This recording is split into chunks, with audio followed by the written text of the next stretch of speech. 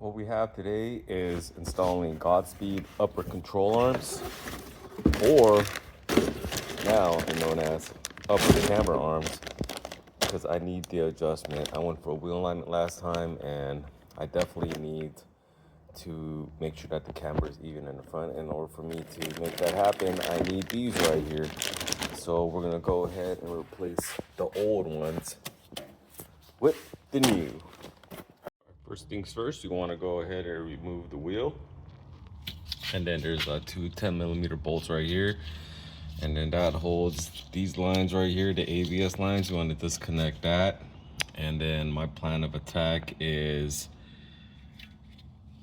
first loosen up the nut here, hammer out the whole bolt. It's a long bolt, and maybe have to slide it through here, and then maybe have to disconnect the steering rod, and just to go ahead and move it over and access the nut on the bottom, and I can completely remove it.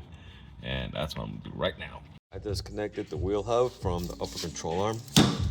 That's how I did it. First, I went ahead and took the two 10mm bolts off the bracket, connected to the control arm, and then I went ahead and disconnected the tie rod. This one was held on by a 17mm nut. And then I went ahead and removed the ABS sensor, which is held on by a 10mm nut. And over here, there's a nut. That's a 19mm. I went ahead and took that off. And then I went ahead and disconnected the the upper control arm ball joint from the hub using this tool right here. This one was a 22mm. Now I'm gonna get ready to replace this control arm with the Godspeed one. Let's go. Got the upper control arm here, or the camber arm, and to reinstall it, you just reverse the install process. So I'm gonna start off by putting a bolt through here,